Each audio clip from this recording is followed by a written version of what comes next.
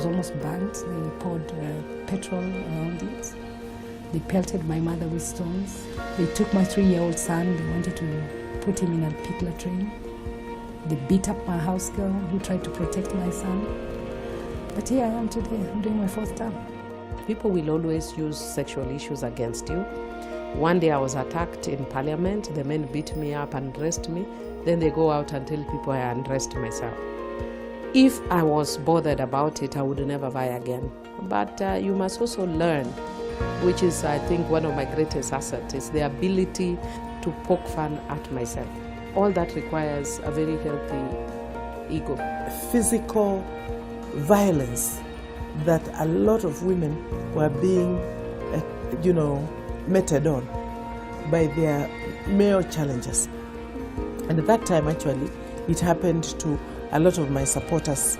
That's the first time I saw it firsthand, that women were actually raped in my constituency just because they were supporting me. We are still very much patriarchal, and so when we see a woman present themselves in politics, the challenges we face, the attacks we face, are not the same as the ones men face. Ours are very personal.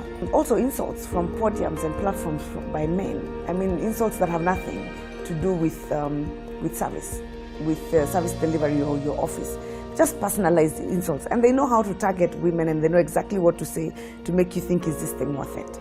So some will tell you, now this disabled woman, why don't you wait for another nomination? Why are you coming to contest here? They're not looking at your quality, your capability as a leader. This seat traditionally they think should be held by a woman who is married and who has children. In my case, I was totally the opposite. Even within the Law Society that I had served as a leader, and I was still a leader, I still had some male colleagues asking me questions like, since when did you become a politician? I was confronted by patriarchy. It was that girl. It was go get married. Once they learned that I was divorced, go get married, look for a husband first, And I was just calmly asking them, since when have you ever asked all the males who have been representing you since independence who their wives are? Don't you just look at their credentials and elect them? Why should it matter to me?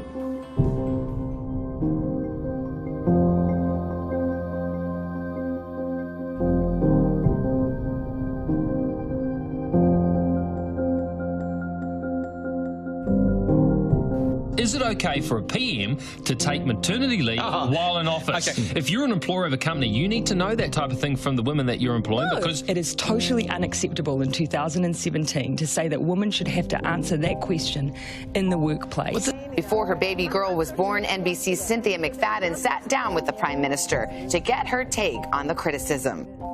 That women multitask every single day.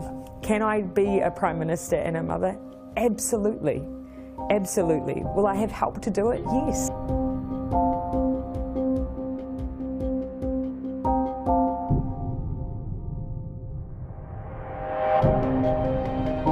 Madam Speaker, I am a politician, yes, but I am also a human being.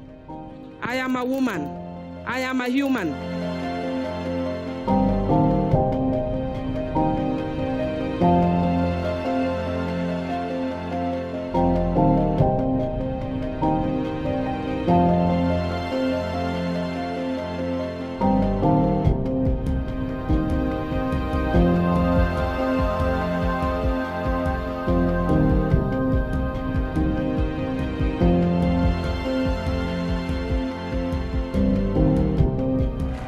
Women who have worked to secure and protect the right to vote for over a century, 100 years ago with the 19th Amendment, 55 years ago with the Voting Rights Act, and now in 2020 with a new generation of women in our country who cast their ballots and continued the fight for their fundamental right to vote and be heard.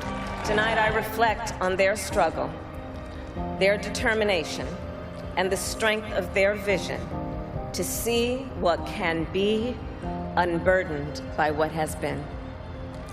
and I stand on their shoulders. But while I may be the first woman in this office, I will not be the last.